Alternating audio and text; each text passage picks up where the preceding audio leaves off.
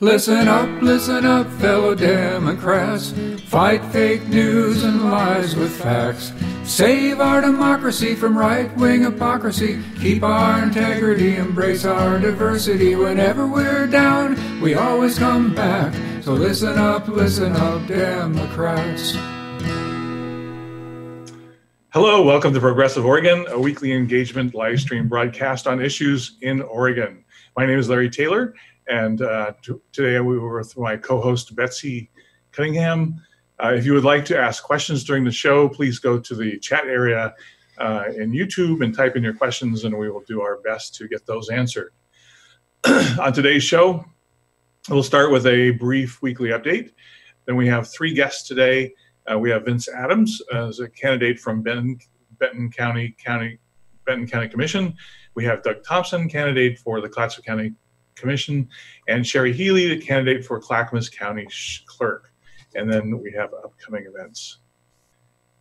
So the ballots should have arrived by now. They were mailed on either the 25th or the 26th out here in the northwest corner. It appears that most of them arrived by yesterday, even though they've been coming in segments. What's most interesting is that the precinct committee persons have been elevated to the grown-ups ballot. So our names, for those of us running for PCPs, show up on the ballot along with the rest of the statewide and federal races. So that's really great. In Multnomah County, they had something unusual this year. The state law mandates equal numbers of male and female, but then they've been discussing the whole gender identity issue, and so there's a third column for persons, and I don't know how there must be some kind of rule for how to work that out, because they have to be a fixed number of, well, there's a maximum number of precinct committee persons for each precinct. Maybe they think it's not going to be an issue because the precincts in Multnomah are so large and there's so many unfilled slots that they won't run into that. But you can now register as a precinct committee person in a non-gender specific way, which is really cool. And for those of you who did not file to run as a precinct committee person, you still have the ability to run as a write-in candidate, just like the rest of the races. So you need a minimum of 3 votes in order to be elected. So if you and your 2 roommates or 2 neighbors or whatever you have going for you in the Democratic Party would write in your name, you could become an elected precinct committee person. If you're in one of the precincts that has a fewer in number, like 2 or 4, you might actually have to go out and do some campaigning. The number of precinct committee persons that have filed has doubled in both Multnomah and Washington County, and it's quite a change from 20 years ago when vast numbers of these positions were left unfilled. So I think it's an indication of the people taking back their party, which is always great. Well, we'll go to our first candidate today. Our first candidate is Vince Adams, who's a candidate for the Benton County Board of Commissioners. Welcome, Vince. Thanks for having me on the show, Larry. Well, thank you for joining us. The first slide I have up shows those of you who never get out of your municipal boundaries where Benton County is. It's sort of midway down the state, and it's on the I-5 corridor. What's amazing about it is how blue it is. And your race is particularly interesting because it looks like you're one of the few counties that still the commissioners are partisan races. Yes, they are. And what you have are 5 opponents in the Democratic primary for county commissioner, and you have no Republicans and no independents who ran. So I think that means that whoever wins a plurality then will be the county commissioner. Pretty close. We do have an independent candidate that has gone out and done his due diligence and done a petition. So we're gonna have a campaign going into November. But as you said, Benton County is very blue, particularly right there in the municipality of Corvallis. We're very, very blue here. Bernie carried Benton County and Corvallis pretty handily here. So, you never know what's going to happen in an election. You don't want to take anything for granted, but whoever wins the Democratic nomination is very likely to be the county commissioner. And then this and you have 3 county commissioners, correct? Correct. Yeah. Yeah. So the situation in our county, and that'll be what Doug is running for next, is it's a home rule county, and we have 5 commissioners. It's a nonpartisan race. So what's interesting there is if 3 people run and then get a plurality, you get a majority, the top 2 vote getters do a runoff in the November election. That's a good way to do it. I don't know. There's pros and cons to having volunteer county commissioners, but yours, I believe, is a paid position. So it is, and it pays really well. That's actually an issue that simmers in the comment section of the paper. So. Do you feel that being paid commissioners makes a greater sense of accountability? I certainly feel that as a candidate running for the position, I do feel that obligation. The position does pay really well, and I think you do have an obligation. That's taxpayer money, and I think it directly links you. It also attracts a different type of candidate. Someone who wants to do government professionally, I guess, being a professional politician. And I don't mean that in a pejorative way. I mean that. Taking civic engagement and policy development and shaping how that impacts people, taking that very seriously in a professional way. So what are the big issues in Benton County? Well, I mean, in the run up to the start of the show, you mentioned, every politician talks about affordable housing, but, in Benton County, it really is a big problem for us. In Corvallis, the average home price is $320,000. Rentals, average around between $1,200 to $1,400 a month. It's just a really, really tough housing market here. Folks that have modest incomes, folks that are your professionals, your police officers, your teachers, they're not able to buy in this community, and they're having to commute in. I sit on the Corvallis School Board, have been since 2013, and I've heard it over and over from our teachers that it's really disappointing for them that their children don't get to go to school where their parents work. What are I'm sure you've been canvassing, so what are the other top issues that people talk about when you go door to door? The other one is disaster preparedness.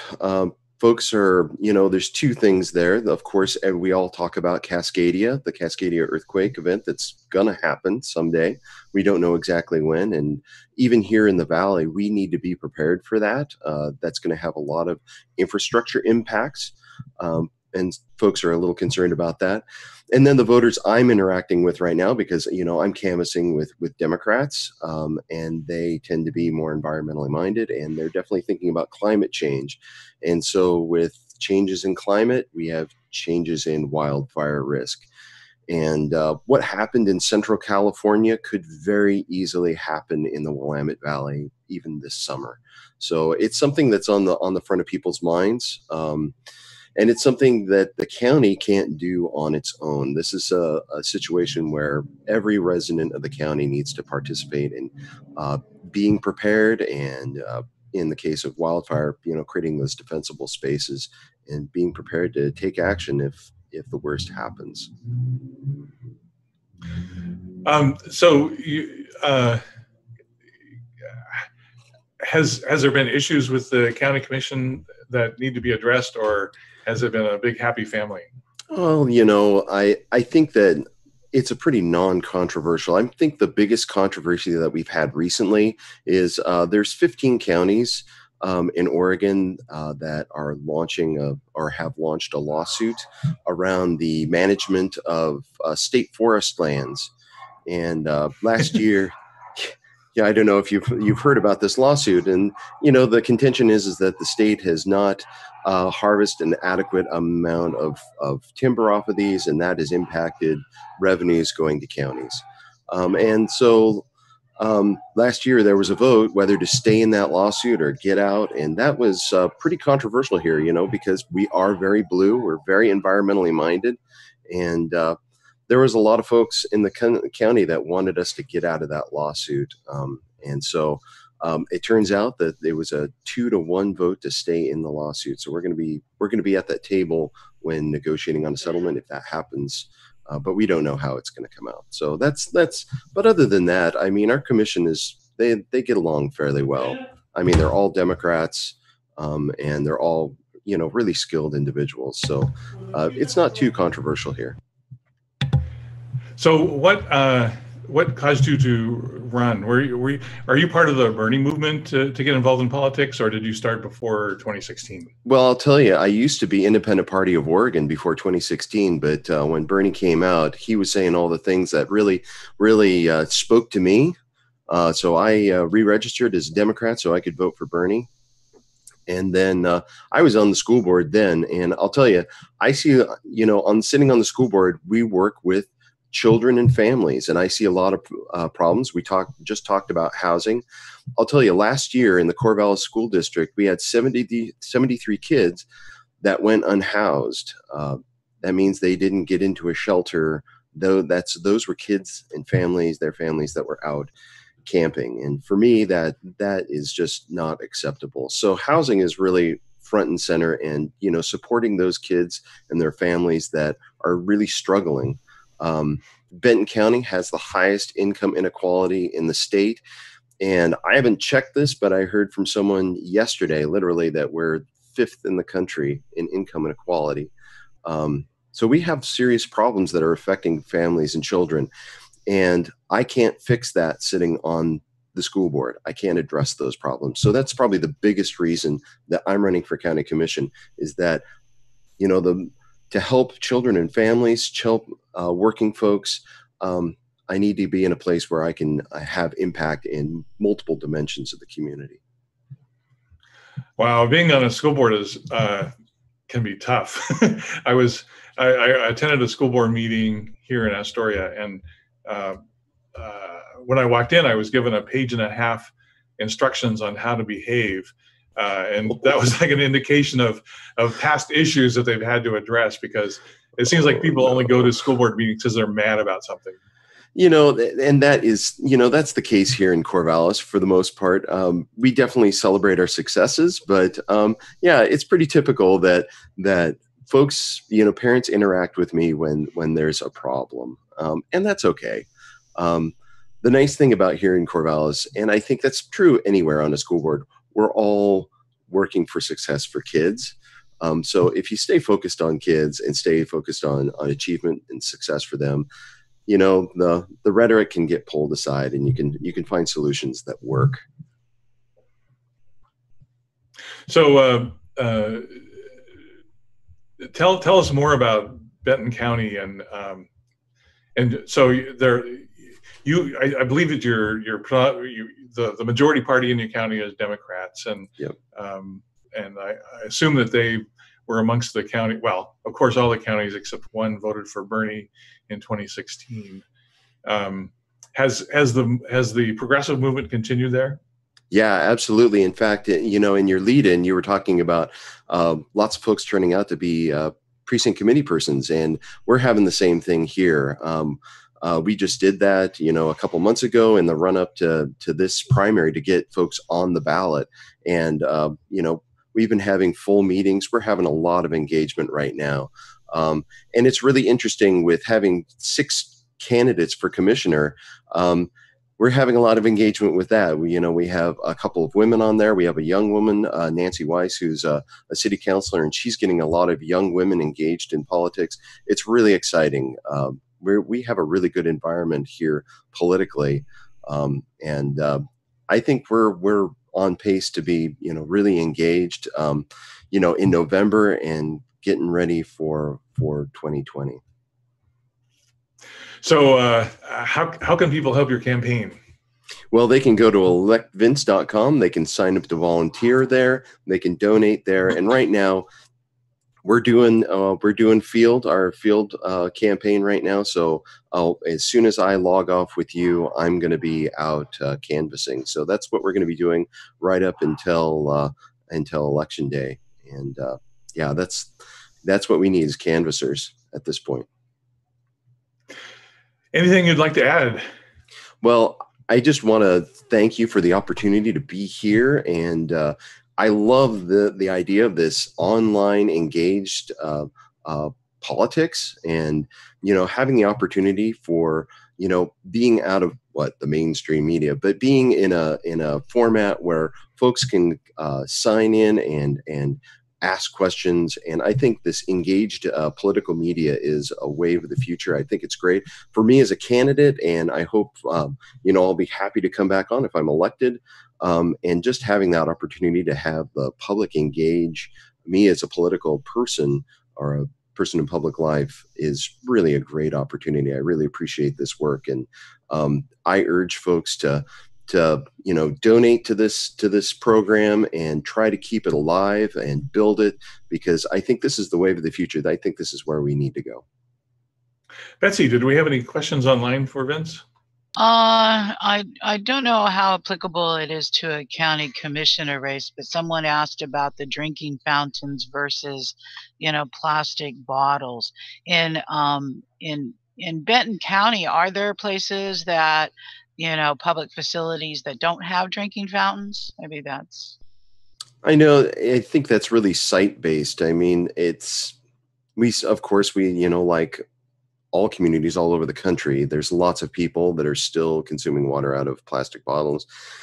And we all know that we need to stop doing that. I mean, we need to get away from disposable containers in general. And that's a whole nother conversation. So that's a really interesting topic. I'm glad someone asked that question. It's something that, as a policymaker, how can we support more bottle filling stations is probably what we need to do, just so folks can refill their reusable bottles and foster that, be a little less consumption, more sustainability. Yeah. John. So I just to tag on to that, because a lot of people may not really know, and I certainly get confused about what a county commissioner actually does and has the power over. Yeah. So it would seem to me like you could do things like, no, Nestle, we're not going to rezone this area to allow you to suck all the water out of the ground, right? I mean, those are the kind of things you actually have power over, right? Yep, that is. The county commissioner, first of all, passes ordinances and creates policy. They also have a quasi-judicial capacity. So if their planning commission has a decision appealed, so they rule in those. But I think the most important roles that county commissioners play right now is, setting a strategic vision for their county and budgeting to those goals, and being a strong advocate for their communities. So that's what county commissioners do. Awesome, thank you, appreciate that. Was there anything else, Betsy? I don't see any other questions. Thanks. Okay. Vince, thank you so much. We will let you go back to your canvassing. Good luck with your election. Thanks a lot, Larry. Everybody have a good day. Bye-bye. Next up, we have another candidate for county commissioner, and this is in my county of Clatsop County, Doug Thompson. Doug, welcome. Good morning. Thank you, Larry. Glad to be here. Yeah, those were interesting comments that Vince had made at the end, because he was talking about what you can do as county commissioners. And of course, starting 8 years ago, we started overhauling the makeup of the county commissioner board here in Clatsop, and that was the only way we were able to change the course of history and get rid of the LNG terminals here. That's correct. So you want to be part of that great legacy. I do. Are you on mute, Doug? No. Oh, okay. So just to be clear with everyone who wants to make sure that no good deed goes unpunished, I want to make sure everyone understands that I had helped both Doug and his opponent, Pam Webb, in this election. I've helped them both with getting their data ready. The data for running campaigns is really what makes campaigns run anymore. And when you hear people talk about canvassing, it all boils down to having access on who to talk to. And so, my objective in supporting democracy is making sure that the electorate knows as much as possible about the candidates so they can make an informed choice. So, and I was glad to help both of them. So, Doug, what are the top issues that you see here in Clatsop County? Well, Larry, I'm running for District 3 County Commission because I do see Clatsop County taking a leadership role on very important issues. And I can describe those essentially. I've coined the term the 3 Fs: fish, forests, and foreigners. Foreigners being our visitor industry. Each of those 3 sectors, fishing, both commercial and sports fishing, forestry, both public and private, and the visitor industry, all have deep roots in this county, in Clatsop County. Some folks, it seems intuitive that fish and forests have been around well before we Europeans came upon the scene. But the visitor industry has been around in Clatsop County and been an important component since the late 19th century, when the trains would bring folks down, especially during the summers. There were no highways, no motor vehicles, and so it was literally the trains. And they became known as the daddy trains on both sides of the river because the families would tend to vacation here in the summer, and the husbands and fathers would come down on the weekends, the weekend trains. So, since the late 19th century, really serious European settlement of the local area, we've had those 3 comparative advantages. That's the core. Obviously, there are other issues, but those are the ones I know about, given my service for over a decade on the Astoria City Council a number of years ago. And I fully intend to dive into those issues. Probably the 2 most, I would say, contentious, and where I really think I can add my voice in leadership is in forestry, particularly the state forest, the Clatsop State Forest, which is the largest of the 15 county state forests that you and Commissioner Candidate Adams discussed, and also fishing, in that we have our iconic commercial fishers on the main stem of the Columbia River called the gill netters. And that's a real fight, and that's just another battle and a pretty long war being fought over allocation. I don't want to get too deep into the weeds about that, but I do have a background in local issues. All politics is local. Clearly, we've got everything that happens upriver of Clatsop County impacts us in one way or another. Yeah, I can hardly wait till the wastewater starts leaking into Hanford and the Columbia starts glowing at night. Let's not go there.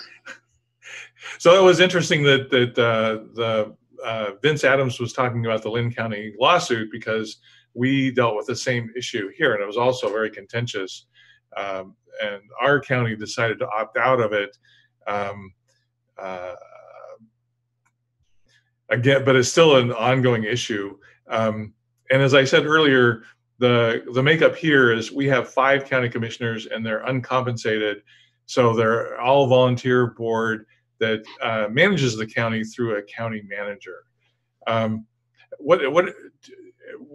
this is the year where we elect a majority of them. So 3 of the 5 positions are up for election.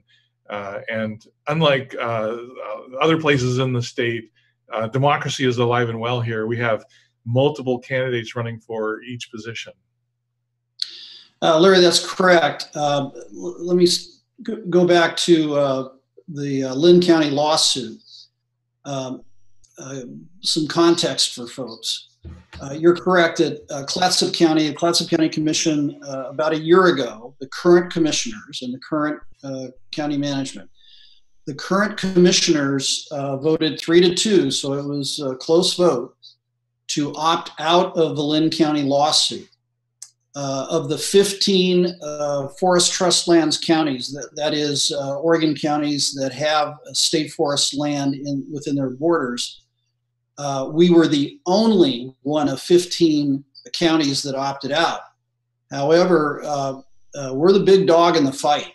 The Clatsop is by far the largest revenue producing timber county for the state forests, between $15 and $20 million in recent times of timber revenue that flows through the county coffers out to some 50 plus taxing districts.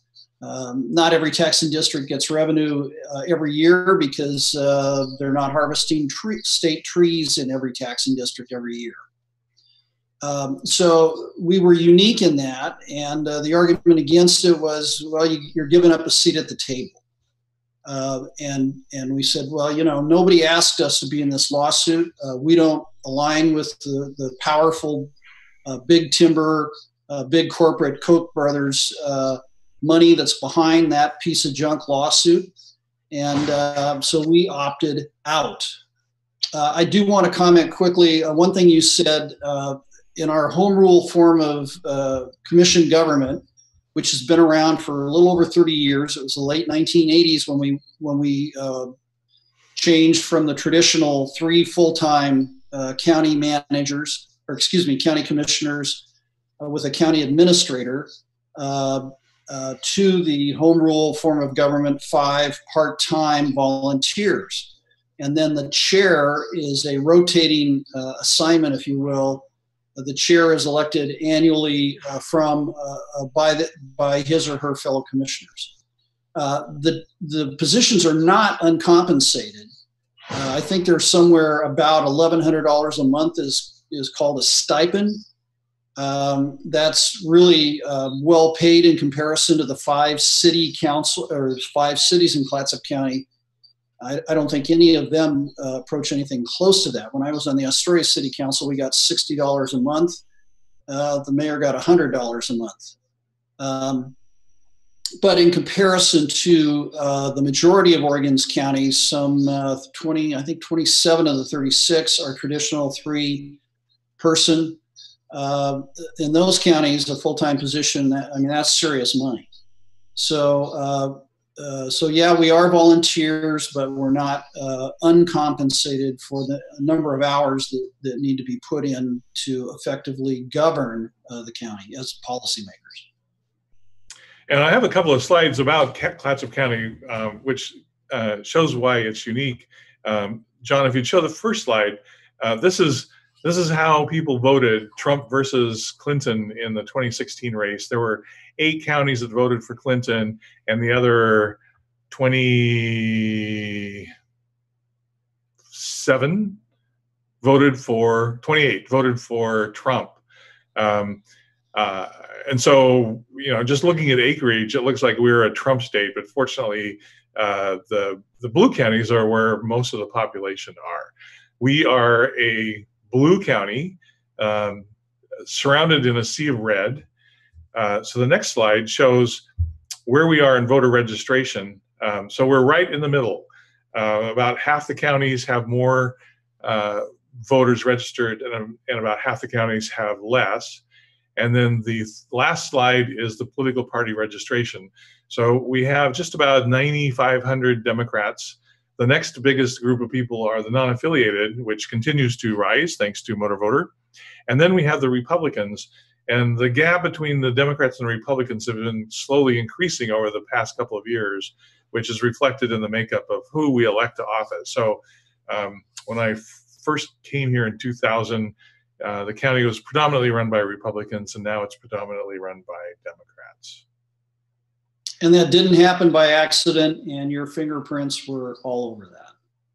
And the heritage of the area is Scandinavian, and so both the support of unions and the support of sort of social concepts for governance are more warmly received here because of that heritage, or at least that's what's usually believed. I'll take it. I'm half Finn, quarter Norwegian. Betsy, do we have any questions on the line?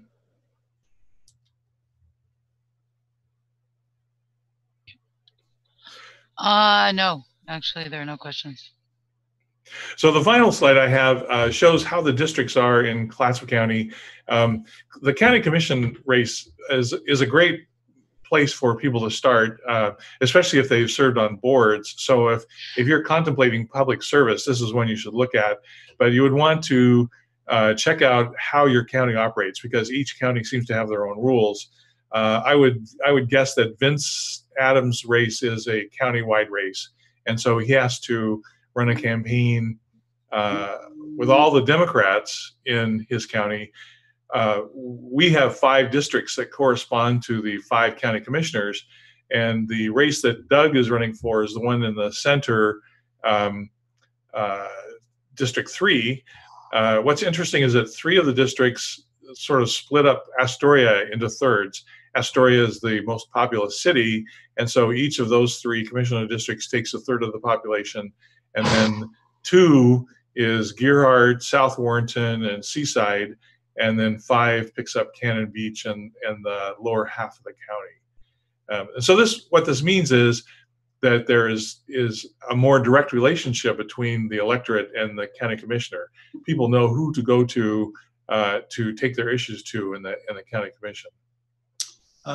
Larry, I agree. I can't agree more. I served 11 years on the Astoria City Council, as I've said, and I represented Ward 3 of the 4 wards, and the city charter had the mayor run at large.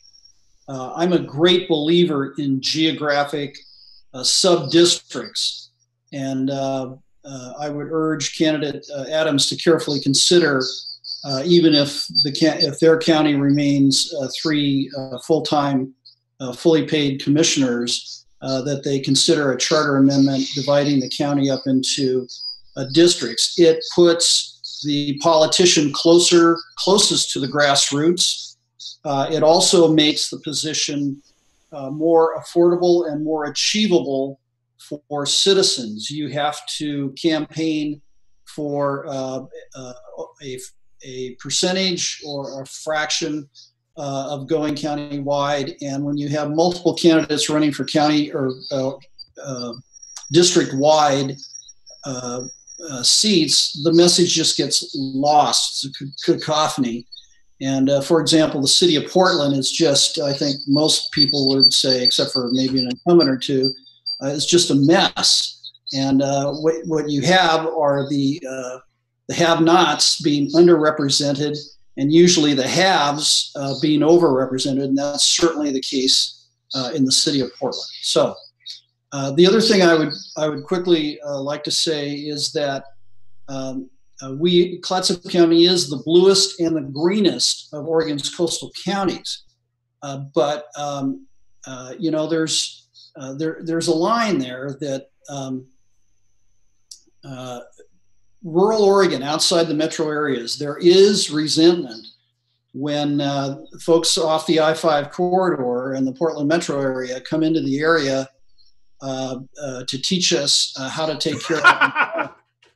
And so, I mean, I'll match my green credentials of accomplishments on the environment with anybody. In terms of the positive impacts in Clatsop County. I have been saving forests and standing up for our sustainable local gillnetters for most of my adult life and in public service. And those are sustainable industries, and I'd welcome the debate with any of the I-5 enviros that want to come down here and say that we're not doing what needs to be done and that we're not accomplishing things, because we are. Indeed. There are so many places in Oregon where democracy needs to be supported, and this is not one of them. So thank you very much. But, you know, once upon a time, Astoria was headed to be the predominant city in the state. We've sent governors and state and U.S. senators from this town in past times, and certainly a robust environment, which manifests itself by the number of candidates we have running for all the positions. We do believe in contested primaries. It's healthy for democracy, and it will reinvigorate the Democratic Party in ways that we can't foresee, but I think it's healthy. And we are a one-party state, and that is not sustainable over time. Yeah. Anything you'd like to add in closing, Doug? I will tell you that I got into the race very late. I made it a three-way race because, frankly, my opponents, I had serious policy differences with them. And I also felt that my track record, I know what I'm doing when it comes to serving on a local governing policy-making board. And I'm used to getting things done in the public interest at the local level. Accomplishments, real accomplishments. So talk is cheap, rhetoric's cheap. My track record is a matter of public record, and it's out there for everyone to see. The chances are that it's very tough under our county charter for there to be an outright winner in May for the seat, and so there's a fairly decent chance that it's going to go to November, the top two. But you never know. I can't make any predictions. We don't do any local polling, so no one has a lock on this race. And I welcome my opponents to the fight. It's the marketplace of ideas, and I think compare the records and compare the accomplishments. And I hope and think that the majority of voters in District 3 will vote for me. Thank you. Yeah, the electoral system is really complicated, and people get lost in it. But the previous candidate is in a county that elects their candidates by political party, and so that's why all the Democrats are running for the primary race, and so the Democrats will put up their candidate. The Republican Party fielded no candidate, but if the Republican Party had a candidate, then they would field a candidate that would then face off in the fall.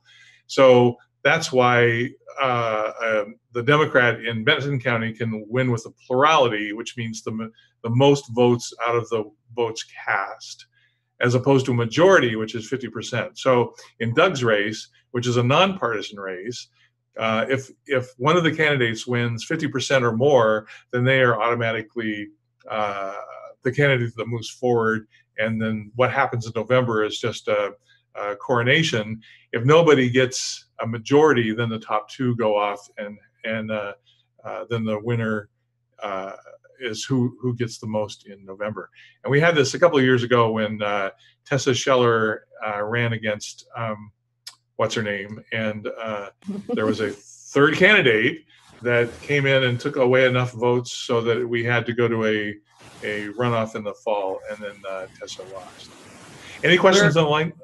Oh, go ahead. Yeah, Larry, I think there's Jilly asked about specific policy differences between Doug and his opponents. Sure. Well, specifically speaking on forestry, I think I differ with one of my opponents in terms of support from the timber industry. It will come as no surprise that I will not be receiving any support from big timber through the OFIC or the Koch brothers. I am an affiliate member of Local 1097 United Steelworkers, which are the workers of the Koch brothers Georgia Pacific Wana Mill. I am not on their favorite list. So support from the timber industry is one area where I differ with at least one of my opponents. The other policy areas are, we have little time, but housing. The county really has a limited role to play in housing. The actions in the 5 cities, that's by Oregon land use law, that's a whole nother subject, but just those folks who think that this county has a major role to play in housing other than funding the study and facilitating. No, the action is with the 5 cities. Lastly, I'd like to say I am a Democrat. I've been a Democrat all my life. I started protesting when I was 14 years old, the Johnson-Humphrey versus Goldwater-Miller race when I grew up in Orange County, California, and I've been at it ever since. I was also a Bernie guy. I supported Bernie Sanders in the primaries, but once that decision was settled, I voted for Hillary Clinton. So I know how to come together as Democrats when necessary. The last thing I'd say, I am proud to say that I received the endorsement of Progressive Oregon in my race. And I would like to add that this has been a civil election, and we've had no mudslinging in any of the races that I'm aware of. So we're really doing democracy the way it should be done. Any other questions, Betsy? No, that was it. Okay. Well, thank you so much, Doug. Good luck with your election, and we'll see you around. Thanks, everyone. So our next guest is Sherry Healy, who was originally scheduled for last week, but had to drop out at the last moment. And we were fortunate to be able to slot her in this week. We had hoped that Pamela Webb, who is the primary opponent of Doug Thompson, would be able to join us today. And so you could see the other candidate, but she had a conflicting engagement this morning, so she wasn't able to make it. Hopefully we can get her on sometime in the future, but it does allow us to circle back and pull in Sherry Healy. Sherry, welcome. Thank you for having me. Oh, this is what the internet's supposed to be about. Thank you. Yeah, these are exciting times. Yes. So you are from Clackamas County. Yes, I am. And Clackamas County has been undergoing some vast changes politically over the past couple of years. That's right. So just to put it in context, I have a slide that shows where Clackamas County is on the big map of Oregon amongst the 36 counties. And then the major, it looks like the major thing in Clackamas County is Mount Hood. Right. It's kind of east of the freeway going over into the middle part of the state. That's correct. And then I have a slide that shows the voter registration. So again, the Democrats have a clear majority in Clackamas County, which I thought was surprising given who you've elected as county commissioners in recent years. Right. Yeah. Go ahead. Yeah. No, people are surprised that the demographics are changing, I think. I'm trying to see on are you showing that it's almost 50-50? The third and fourth columns are non-affiliated voters and Republicans. Right, that's huge. Right. And so you have but you have so many voters. There's just it's a to run a campaign on something this scale from the grassroots, it's challenging. So thank you for having this opportunity again. So what position are you running for? So I'm running for Clackamas County Clerk, and that's a position down the ballot that few people pay attention to. And I've been kind of horrified because people kind of have undervalued the very importance of the county clerk's race. It's a paramount importance because that's where our ballots are collected and tabulated. It's our first line of defense for our election integrity. I've been an election integrity advocate for over 15 years. I've spent countless hours in county clerk's offices knowing they're instrumental for making decisions that impact how our ballots are collected or tabulated. And I've been working the outside all these years, and this is an opportunity to work from the inside out. And there's other vital functions as well. So we've had instances where people barge into the counting area and are disruptive. Have you had that experience in Clackamas County? Not to my knowledge. It's very civil, but my concern with the observational capacity of our citizens is that what are you observing? You're behind a glass window, and the tabulation happens maybe 6 feet away, and you see people feed paper through a machine that proves nothing.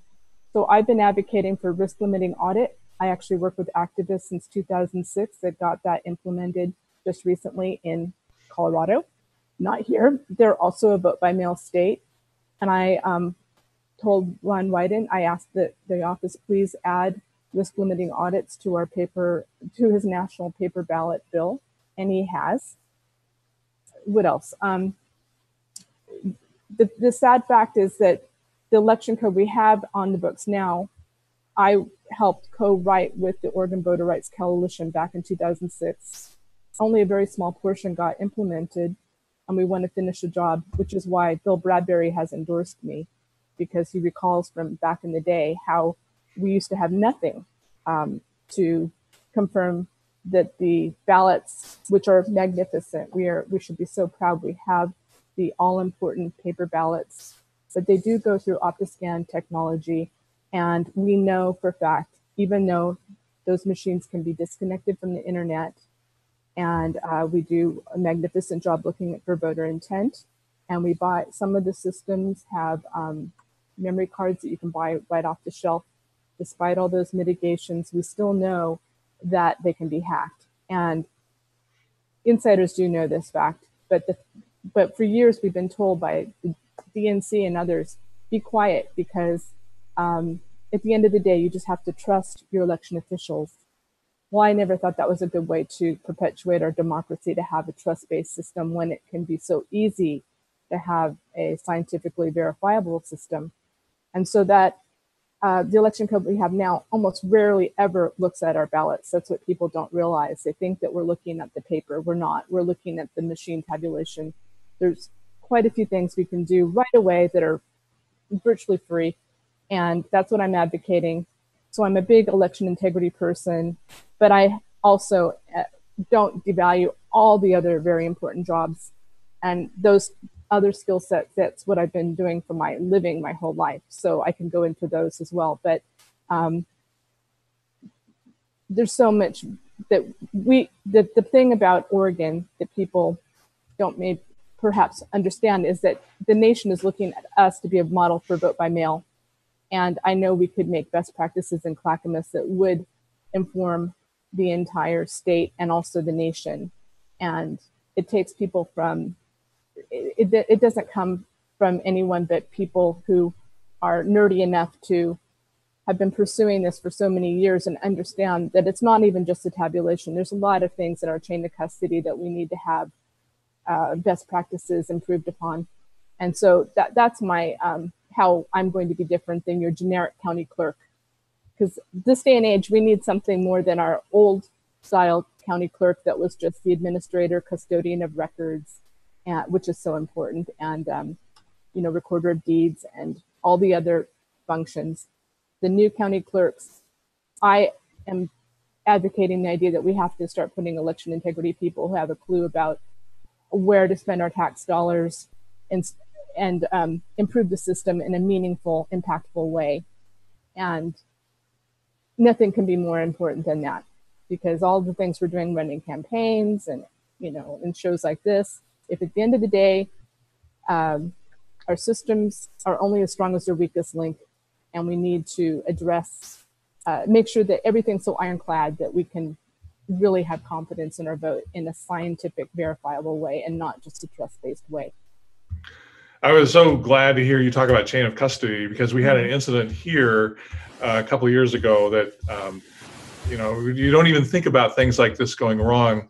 But there was, we're a huge county with a lot of ballot boxes spread around.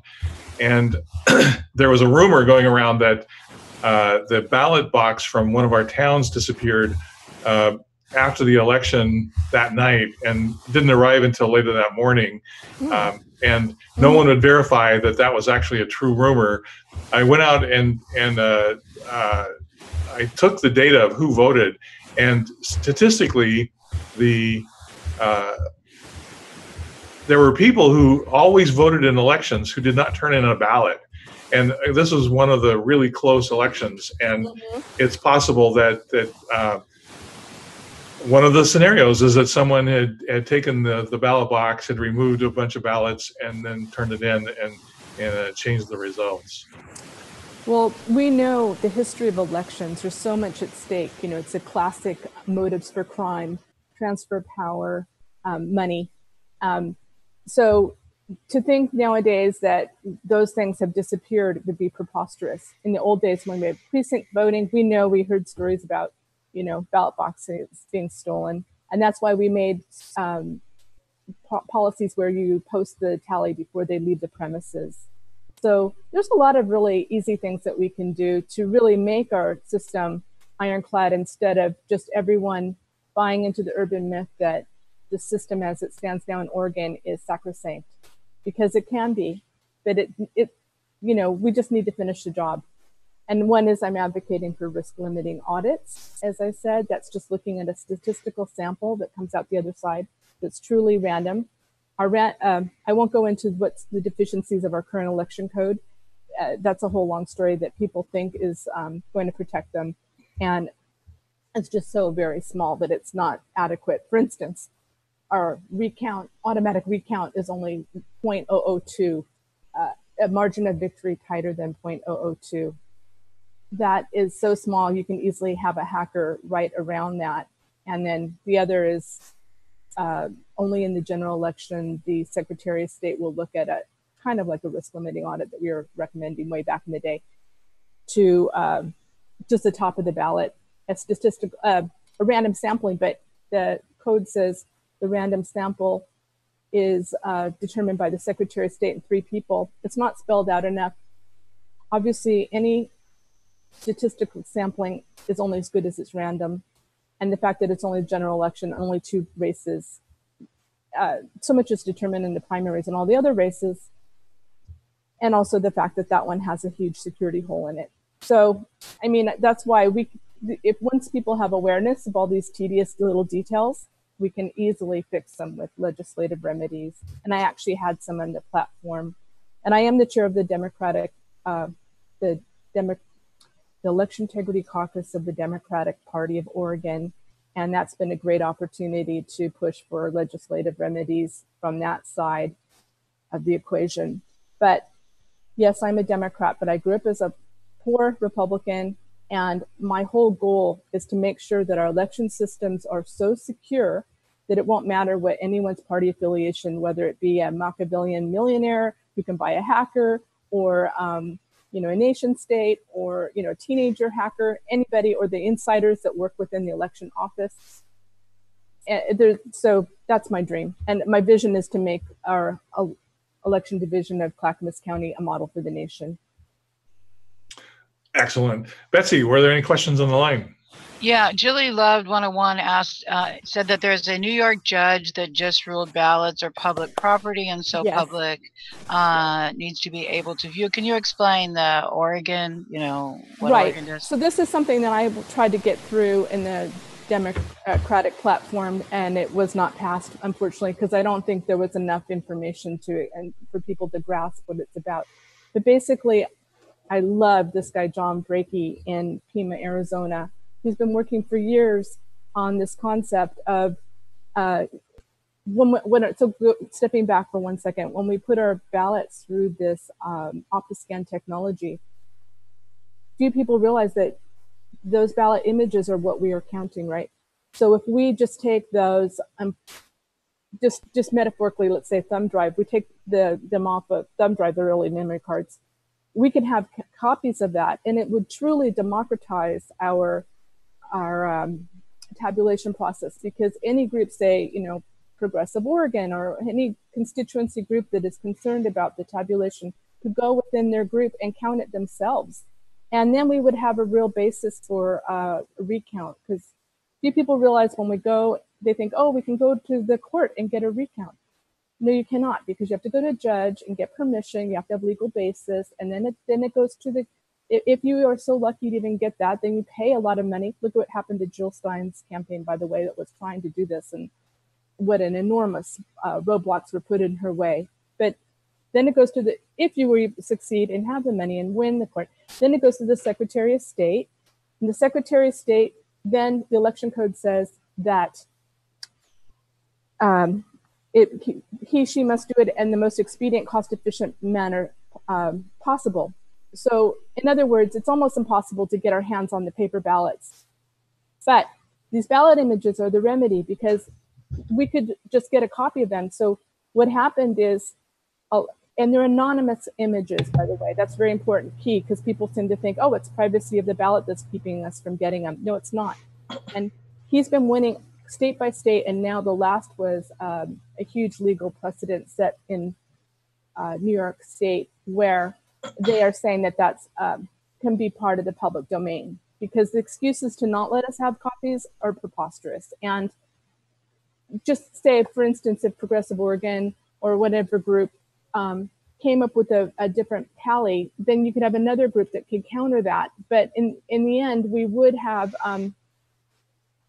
it's not to say that what the private groups say is the end of the day, but at least we would have the evidence that we don't have now, because right now we have proprietary software where we have no methodology to actually have the information we need to counter any of the decisions that come out of those machines. And that's just not acceptable, and it's really easy to fix. And that's one of the free things that we could do, is just give people access to those copies of the machine, the images, to any group that wants them.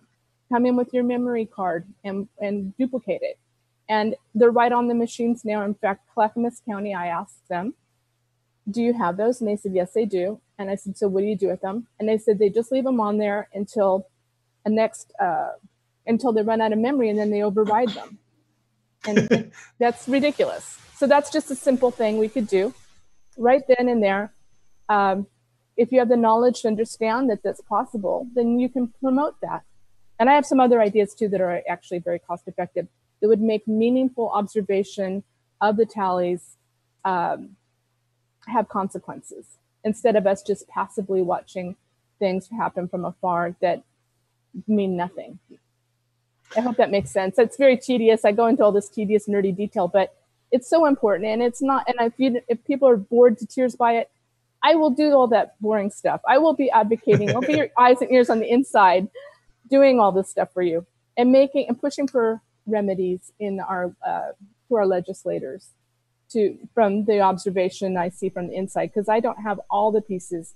Some of that is written in administrative code that for largely is unenforceable, because few people have the awareness or the knowledge that those things even exist, and they're not made public. So that's another long-winded thing that I could be doing. It's like too many details. But there's other very important parts of the job that I'm qualified for, and I can go into that if you like. But was there any other questions, Betsy? That was it. Sherry, I adore your passion and your integrity, and thank you so much for running for this office. Thank you. And thank you for making this happen. This is what real democracy is all about. Thank you. So go out there and finish your canvassing, and good luck in your election. Yeah, that's what I'm doing today, canvassing. Thank you. Bye-bye. Okay, bye. Oh, yes, John. How can people help Sherry? Does she have a campaign site? Does she need help with canvassing? Yes, I do. Thank you for asking. Yes, my website is healycounts.org. And today I have people canvassing for me, and we need more, because at the beginning we saw how huge Clackamas County is. It's daunting. You know, that's everything, getting out the vote today. What was that site again? Say it again. Oh, healycounts.org. Thank you so much. Thank you. Bye, Sherry. Thank you. Bye, Larry. So, as we said, the ballots should have arrived by now. They are due in your county elections clerk office by 8 p.m. on Tuesday, May 15th. After about May 12th, you do not want to mail your ballot. You want to hand deliver it, because it's not when it's postmarked, it's when it's arrived that counts. And then, of course, we have the big election coming up in November. We need donations. We need to raise $150 today. So if you are able, we will take any amount. Like the cost of a latte would be great. You can go to donate.uphillmedia.org and contribute. John, show the merch page. So we have great merch now available for Progressive Oregon. You can choose from a number of items of clothing, and you can get either the Progressive Oregon logo, or you can get the Uphill Media logo on hoodies, T-shirts, mugs, and even a scarf for your dog. So all the profits from the merch goes to help support this station. The Progressive Oregon live stream broadcast is sponsored by two organizations. It's sponsored by Solidarity Campaign Management, which is a campaign management company for progressive candidates only, and it is also supported by Advancement of Democracy, which you can read about at advancementofdemocracy.org. This is an organization that is working to establish a government that is for the people, not corporations, and it was formed from the collection of Bernie delegates that had gone to the convention in 2016 and endured that. That is the end of our show today. Thank you so much for joining us. Make sure to get your ballots in, because when you do, the phone will stop ringing and they will stop bothering you. Anything you'd like to add, Betsy? John? I just everybody out there, those of you in our small little bubble of wonderful here, if most of you are donors already, so the biggest help is to share this content and bug your friends and neighbors to donate. We really are trying to raise more money here so that we can accomplish more things on the West Coast, and so we'd appreciate it. Thank you so much. What's the song, Betsy? The song is 15 and a Union, that was produced by Fight for 15 Florida, and it's one of the things from the Poor People's Campaign, but I picked it in honor of International Labor Day, not U.S. Labor Day, and which is May Day, May 1st. Awesome. Thanks. Bye, everybody. Bye-bye. 15 in the Union. We want respect. We want a livable wage. Yeah, you deserve it. Shout out to everybody who making this possible. We're 15 in the Union. We're 15 in the Union. We're 15 in the Union. We're 15 in the Union. 15 in the Union. 15 in the Union. 15 in the Union. 15 in the Union. 15 in the Union. 15 in the Union. 15 in the Union. 15 in the Union. 15 in the Union. 15 in the Union. 15 in the Union. Corporation make 100 billion while they workers, they living in poverty. Now you gon' tell me the American dream is working 40 hours while living in poverty. We want 15 in the Union, and I'ma show you how to do it. First we gon' march till we get it. Till we get it, we ain't quitting. We gon' fight hard for the 15. We gon' lead the team like Martin Luther King. I know he said I, but everybody got a dream. I'ma keep pushing cause it's what I believe. Hands up, don't shoot. Clutching on my Bible, got me feeling like I'm bulletproof. Hold those burgers, hold those fries, make our wages supersize. Hold those burgers, hold those fries, make our wages supersize. I believe that we will win. I believe that we will win. We want 15 in the Union and we want it now. And if we don't get it, then we gon' shut it down. We want 15 in the Union and we want it now. And if we don't get it, then we gon' shut it down. We're 15 in the Union. We're 15 in the Union. We're 15 in the Union. We're 15 in the Union. 15 in the Union. 15 in the Union. 15 in the Union. 15 in the Union. 15 in the Union. 15 in the Union. 15 in the Union. 15 in the Union. 15 in the Union. 15 in the Union. 15 in the Union. Mr. Owner, please tell me why are you slaving me? We still living in poverty, but you riding around in your Benz clean. It's a crime shame we got to choose between going to work and making sure our kids eat. 805 is not cutting it, sir, so we out here fighting for 15 in the Union too, and we will not stop till we getting what we deserve. 10% raise on the 5% workforce, man, that's so absurd. And your social security income still don't equal up to all the time we put in. No, and your retirement plan is a scam. By the time we get it, we dead. That's crazy. crazy. We need some justice instead, for real. We need someone to come down and just save us. We need some blessings instead. We need a way to take care of our babies, struggling daily, trying to get out of this hellhole. But ain't no way you could ever stop the fight. That'll be the day hell froze. 15 in the union, 15 in the union, 15 in the union, 15 in the union, 15 in the union, 15 in the union, 15 in the union, 15 in the union, 15 in the union, 15 in the union, 15 in the union, 15 in the union, 15 in the union, 15 in the union, 15 in the union. The way that you think determines the way that you feel. And the way that you feel determines the things that you do. I dream of a world where my life will be better. I've been feeling like my whole life was a setup, but now I'ma stand up in front of America and let them know that I'm finally fed up. Nothing between us but space and opportunity. I spread love and knowledge. I mobilize my community. I brought my whole crew with me. 15 and a union, please. I got God on my side. Ain't nothing nobody can do to me.